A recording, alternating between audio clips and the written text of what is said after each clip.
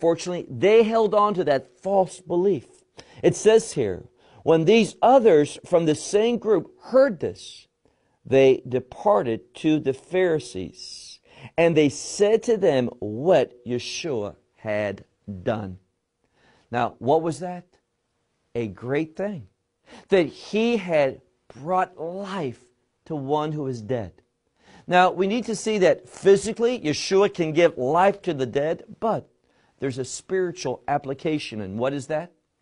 Well, the spiritual application is this, that he is able to give us life over death. That is, life meaning a blessed life apart from death, that is, apart from sin. Remember what Yeshua said. He just didn't say, come out to Lazarus. But when Lazarus responded, remember that name, the one whose naming God has helped, and Lazarus has received God's help. And what did Yeshua say next? Set him free. See, that's the utmost blessing that we can have. To be set free from what? Death and bondage. All related to what? Don't miss the spiritual application. Being set free from the consequence of sin. So if you want to be spiritually correct, if you want God to move in your life, realize this special truth. This truth is this, that through the ministry of Messiah, the one who was sent by God into this world, the one who is God, God in the flesh, this one can set us free from the consequence of sin, that we might live how? In the purposes of God. And that's why it's so disheartening, it's so sad, when people are coming to faith in Messiah for the wrong reasons. When they come for an earthly purpose, an earthly perspective, wanting simply their dreams to be fulfilled rather than seeking God and His dreams for their life. Realizing that Messiah's purposes and plans are always apart from sin. The right reason to come to a salvation experience is because you want to leave sin and everything connected to sin. And all too often, left to ourselves, apart from divine revelation, our dreams, our goals, our plans are going to be rooted. We don't realize it, but they're rooted in a sinfulness. They're rooted in our pride, a desire to achieve what we want to achieve, thinking that we'll be satisfied from our achievement. We want to exalt self rather than glorifying God. Well, let's move on to verse 47. It says, therefore, the high priest and the Pharisees, they gathered a council. And this word, if you look at it in the Greek language, it is the word Sanhedrin. Now, what does it tell us? Well, when the Pharisees and the high priest, when they gathered together for this council purpose, it means this.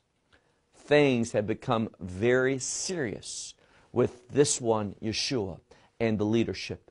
They are now going to take not just simply individual action. This is no longer simply a group of Pharisees having a problem with Yeshua, or some of the leaders, some of the high priests. They are now making it very official. They are calling together a Sanhedrin for the purpose of what? Well, we're going to see. It says, they remark in verse 47, saying, what are we to do? Now, the answer is, praise God. Rejoice. Understand the prophetic times that they're living in. Understand who this Yeshua is, and be like some of their fellow Pharisees, and that is to believe in Him. But here's the problem. They didn't want change.